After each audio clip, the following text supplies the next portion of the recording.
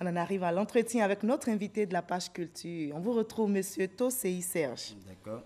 Alors, Les Trésors d'Amelan, votre première œuvre a été suscitée par un fait malheureux. C'est ça. En 2 mots, rapportez-nous cette histoire qui vous a tant marqué.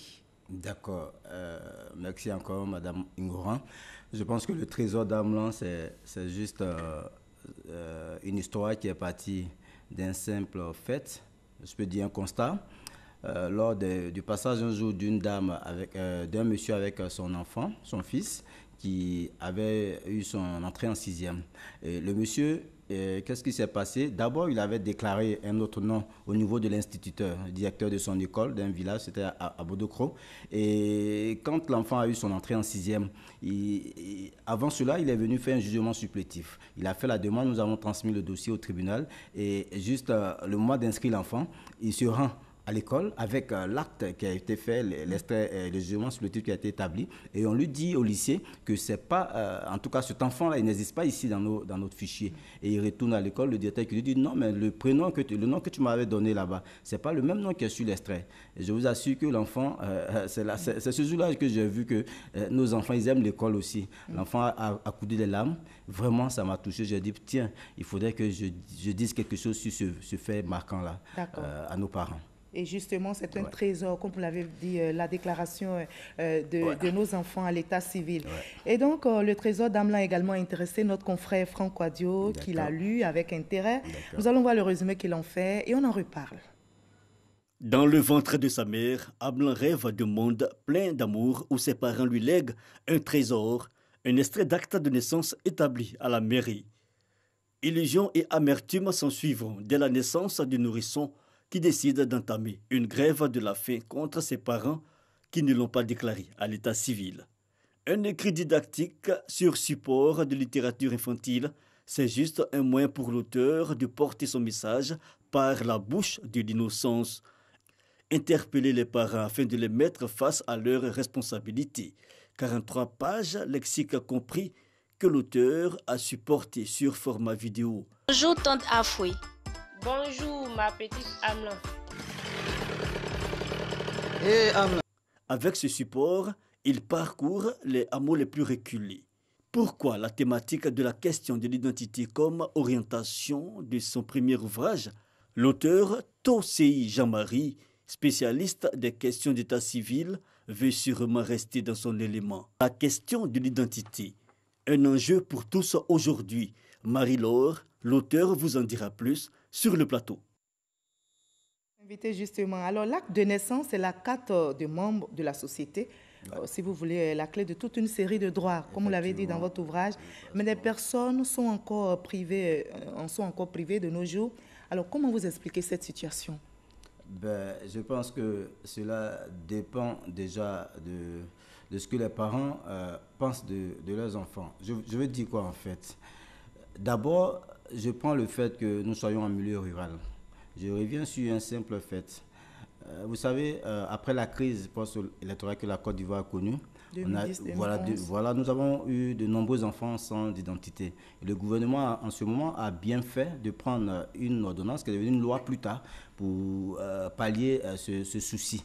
Mais qu'est-ce que nous avons remarqué? Même avec cette loi, il a existé encore des enfants sans extrait de date de naissance. Ça veut dire quoi? Malgré la volonté politique, nos parents, c'est-à-dire nos familles, restent encore, je ne sais pas si c'est la négligence ou bien c'est l'ignorance, mais toujours est-il que nous avons de nombreux enfants qui n'ont pas d'extrait. Et tout dernièrement, en 2018, quand l'État a constaté qu'il y avait près d'1,4 million écoliers sans extrait de date de naissance. Ce sont les dernières statistiques. Voilà. Il y a une opération qui a eu lieu avec le ministère de la Justice, le ministère de l'Éducation nationale, le ministère de l'Administration du territoire. Mais je vous assure qu'après cela, nous avons fait un sondage au niveau de la commune de Diabou où j'étais en fonction. Nous avons noté plus de 1000 enfants sans extrait de naissance, bien que la volonté de l'État existe, mais véritablement, nos parents, ils n'en font pas la priorité.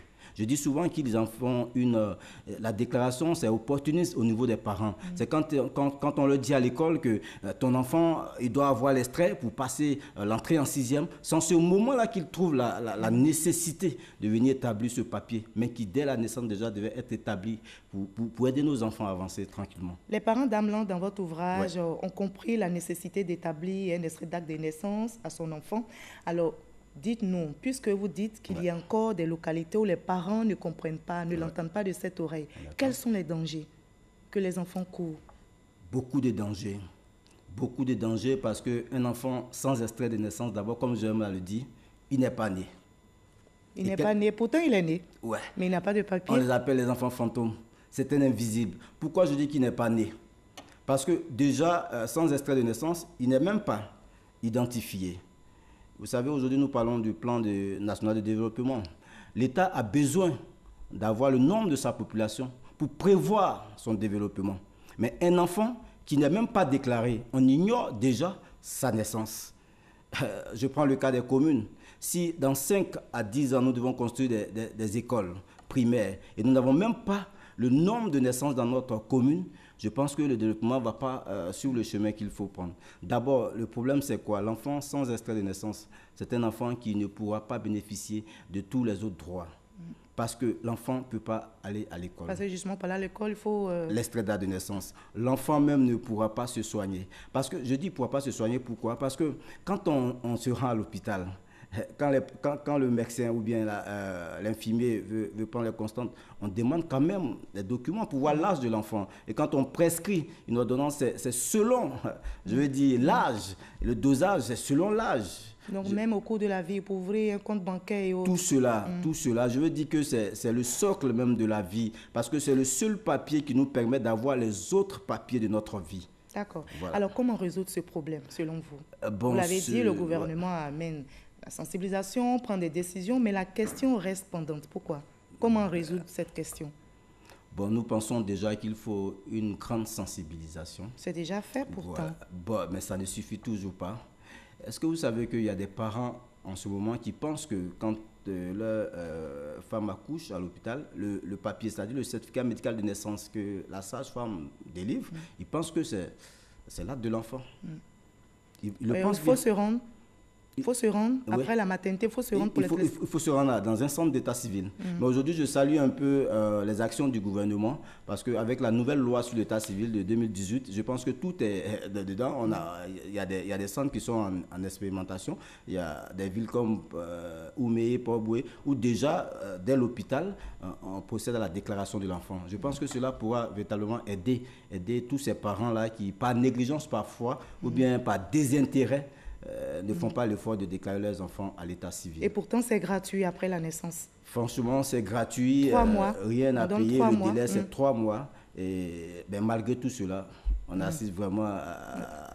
Peut-être que c'est l'occasion de revenir sur les avantages de façon succincte. Les avantages de ce trésor qu'est l'enregistrement à l'état civil pour toute personne. OK. L'avantage déjà, c'est... Moi, je dis l'extrait de naissance dénote de l'amour que nos parents ont pour nous. Parce qu'il faut dire qu'on a un enfant. Mais sans extrait, avec quoi tu dis que c'est ton enfant? Est-ce que vous voyez, madame? Voilà, déjà, l'amour. Quand vous voyez le livre « Le trésor d'Amlan », ça part d'un simple constat. Vous voyez, déjà, la naissance a lieu où? À l'hôpital. Parce que, moi je dis, le premier papier que l'enfant a, c'est son carnet de santé. Parce que déjà à l'hôpital, la sage-femme ou bien le médecin, il note tout ce qui se passe.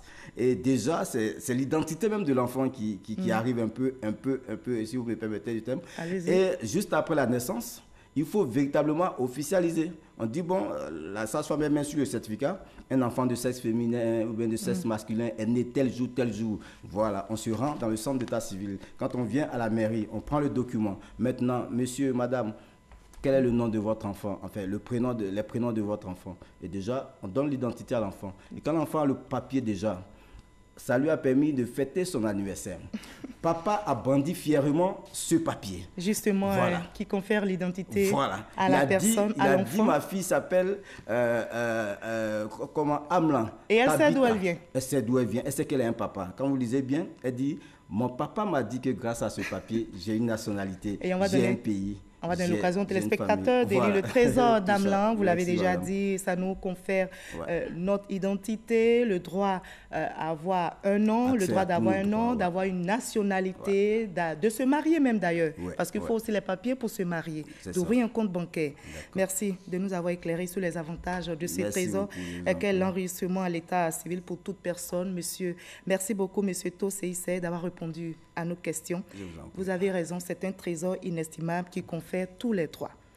Vous l'avez compris, ce journal est terminé. Il a été supervisé par Michel Mambo. Merci à toute l'équipe de réalisation, à l'équipe technique et surtout à vous de nous avoir suivis. Retenez qu'un enfant non enregistré à sa naissance risque d'être exclu de la société, de se voir refuser le droit à une identité, à un nom, à une nationalité. Alors, déclarons nos enfants et conférons-leur le passeport de la vie. À demain 20h.